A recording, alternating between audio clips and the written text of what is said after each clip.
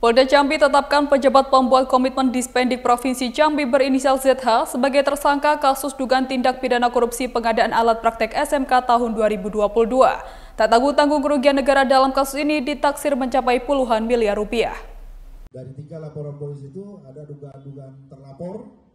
Direskrim Khusus Polda Jambi tetapkan 1 orang tersangka dalam kasus dugaan korupsi pengadaan peralatan praktek utama dan alokasi khusus fisik SMK di Dispendik Jambi tahun anggaran 2022.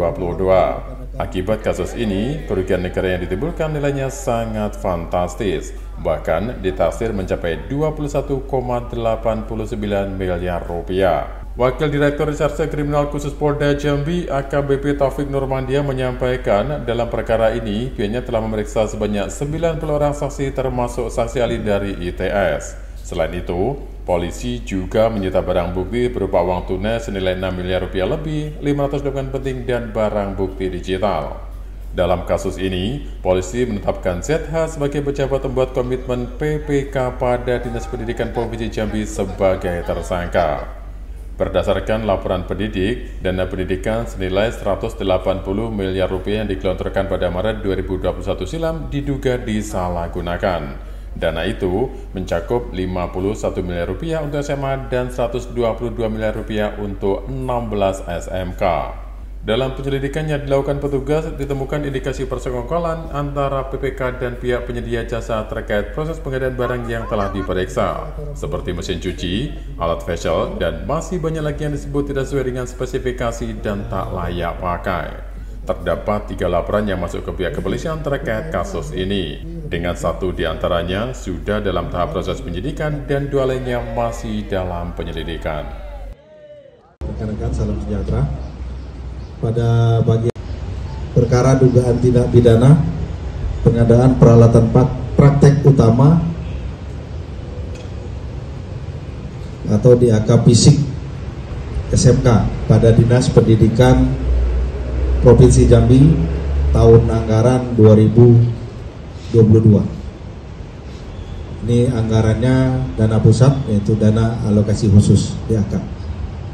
Baik, dasar hukumnya adalah ada laporan polisi yang kita buat pada tanggal ini, baru 1 laporan polisi yang kita tetapkan hari ini, yang sudah kita tetapkan tersangka ya.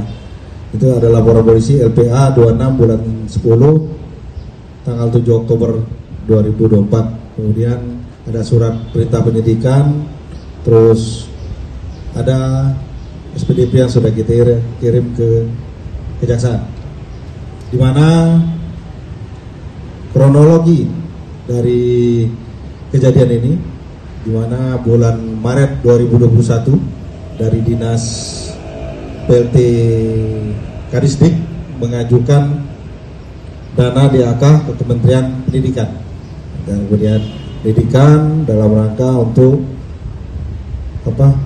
dana DAK sebesar 180 miliar. Ini termasuk dana SMK, terus dana juga dari SMK. Nah, yang SMA itu ada 51 miliar, kemudian yang DAK khusus untuk SMK ada 122 miliar lebih.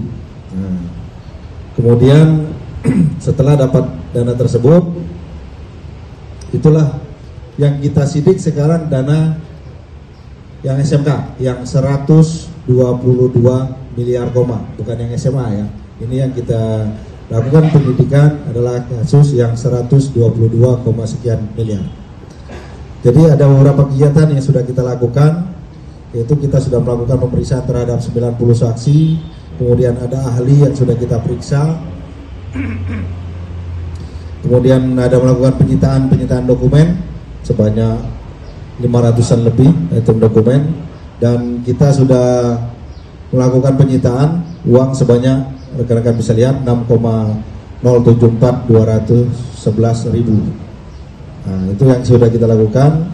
Kemudian ke depan kita akan melakukan penyidikan terhadap 3 laporan polisi lagi, di samping 1 laporan polisi yang sudah kita tetapkan tersangka, di mana modus operandi perbuatan dilakukan oleh tersangka, yaitu dengan dengan adanya dana 122 miliar lebih ini ada kesepakatan antara, di sini ada pertemuan terlebih dahulu, kesepakatan fee sebesar 17% antara PPK dengan pihak penyedia jasa, yaitu dan melalui broker. Ada broker yang mempertemukan antara penyedia jasa dan PPK, pihak Dinas. Kemudian ada di sini juga maram harga dari modus operandinya. Kemudian ada kualitas barang. Jadi kemarin sih kita sudah melakukan manggil ahli dari ITS ya. ITS kita ambil, kita cek sampel barang yang ada di SMK yang ada di Provinsi Jambi. Ternyata semua barang yang dia adakan itu tidak bisa dipakai, tidak layak pakai. Jadi dari pengadaan 2021 sampai sekarang belum pernah dipakai barang-barang diadakan tersebut untuk praktek anak-anak SMK. Guna mempertanggungjawabkan perbuatannya, ZH dijerat pasal 2 ayat 1 Undang-Undang Nomor 31 Tahun 1999 tentang pemberantasan tindak pidana korupsi dengan ancaman hukuman maksimal 20 tahun penjara. Dari Kota Jambi, Eko Wijaya, Nasional TV melaporkan.